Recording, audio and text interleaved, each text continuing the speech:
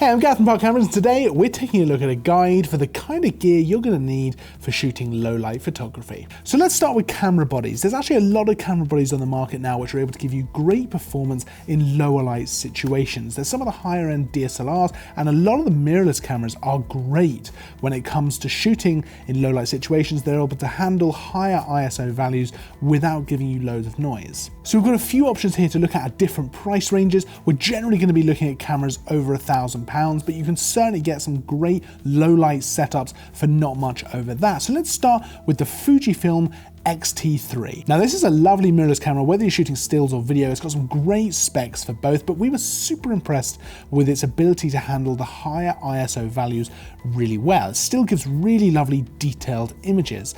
The X-T3 also comes packed full of features and is especially great for hybrid photo video shooters because it has such good specs for both. Now, up from that, we've got the Sony a7 III. This is a little bit more expensive, but then it is a full frame mirrorless camera. Now again, this camera is fantastic for both photo and video. This is one I use all the time for both photo and video. It's actually one of my favorite cameras to shoot on at the moment.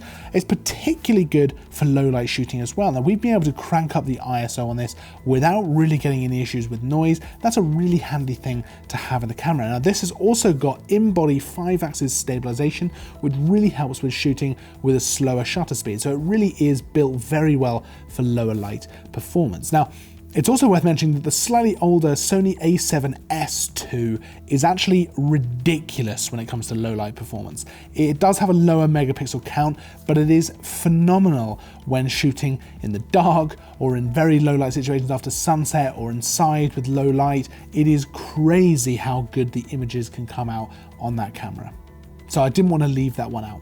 Now up just a little bit from there, we've got the Canon EOS R. Now this camera is one that really blew us away with its low light performance. As a photographic camera, it is incredible for shooting at night or in situations where you need to bump up the ISO. We were comfortably bringing the ISO up to about 12,800 without really having any issues with noise. It doesn't quite have the same specs as the Sony for video, but if you're shooting photos, this camera is absolutely mind-blowing for low light. And then a little bit up from there, we've got the Nikon Z7, which is a really great camera for stills and video. It's also fantastic again with low light. We were able to bump that up to about 12,800 ISO without suffering from noise. That's a really great bonus for workflow, and it's also got the stabilization built into the camera, which helps with shooting with a slower shutter speed. So that's a few options for camera bodies, but you're going to need something to put on them. So let's talk about lenses. Now, generally when it comes to low light, you're going to want quite a fast aperture lens. So anything f2.8 or faster is going to really help. But anything like the Canon 85mm f1.4, one of my favorite lenses to shoot with, or the 50mm f1.4, anything with a fast aperture like that, that's super fast. It's going to give you nice bright images in lower light. And that's going to give you a much easier time just generally when taking your photos. Now, as I mentioned before, I'm a really big fan of the Canon 85mm f1.4 LIS. It's got a nice maximum aperture of f1.4, so it's going to give you really bright images with plenty of bokeh as well. It's got image stabilization built into the lens, which helps even further with low light as it stabilizes it so you can use a slower shutter speed. Sigma also makes some fantastic lenses when it comes to low light photography for different mounts as well. And there's also a number of zoom lenses available with an f2.8 aperture. So for example, I've got the Canon 70-200 f2.8 lens here, which is a fantastic lens, really great for low light shooting. Now I've shot a lot with this for low light shooting. I've taken photos, videos, all kinds of things in proper night conditions, and it does work really, really well. It's not quite as fast as some of the prime lenses like the 85 1.4, but it actually is really good when you need that versatility of the zoom. I've also listed some various models down in the description for various mounts as well. So what else are you going to need when shooting low light photography? Well, ideally you're going to want to bring a tripod. That's going to allow you to stabilize your camera, use slower shutter speeds without having to worry about camera shake. Now I love using Manfrotto tripods. That's what I use pretty much all the time because they're super good quality. They're not always too heavy. They're very, very reliable, and they come in all different sizes and price ranges as well. There's also loads of different heads you can get for them. So things like the fluid head, which is awesome, but there's all kinds of different heads for different needs. So I'll pop some links down below for some of my favorite Manfrotto tripods, but something else that I like to use sometimes are the Joby Gorilla Pods. Now these are great if you don't want to carry around a big full-size tripod, you just want something small that you can either strap to your bag or possibly, depending on what kind of bag you got, put in your bag. These are fantastic.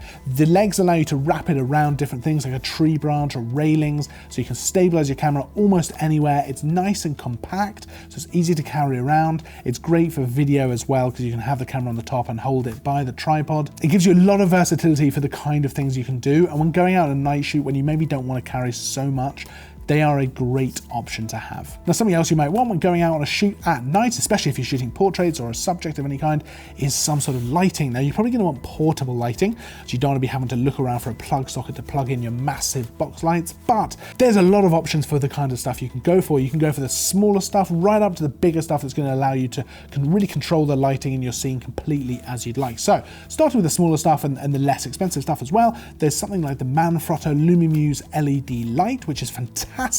I like using these because they just slot into your bag. There's just a little LED panel. You can affect the brightness and it's easy to hold it off camera and shoot at the same time. Really, really easy. Don't need light stands or anything like that. You can just hold it. So that's super easy and not too expensive as well. Now, if you want a slightly bigger setup, if that's not going to be enough light, because that's really just going to bring your subject's face up a little bit in the dark without kind of completely taking out all the ambient light in the shot. But if you need something bigger that's going to properly light things and you want to be able to light your whole scene, then you might want to go for something like the Rotolight Neo 2, LED light and flash. Now, this is going to really allow you to light up your subject, and you can combine 2 or even 3 to create a really nice lighting kit, which is portable. They're still not too big. They just sit on a stand, or you could have a friend holding them if you want to do as well. But they are a great option for a really decent bright light, which gives you the benefits of continuous light and flash in one, that is portable and not too huge either. Now from there you've got things like the Profoto B10, which just gives you a lot of power and a lot of light. Combining 2 or that with different lights are going to really allow you to set your scene up exactly how you'd like. Now these are great for larger scale shoots where you really need to light a whole set, and they're really going to let you just shape your light as you'd like. So there we have it. That's our buying guide for all things low light photography. Now obviously these are just suggestions. There's loads of other kit you could go for as well. There's an awful lot of choice when it comes to this sort of thing. I'll pop all the links to the products mentioned down in the description below, so there's going to be quite a few down there. If you have any questions, pop them down in the comments below. If you like the video, make sure to hit the like button, make sure to subscribe if you're not already. I'll see you in the next video, and as always, thanks for watching.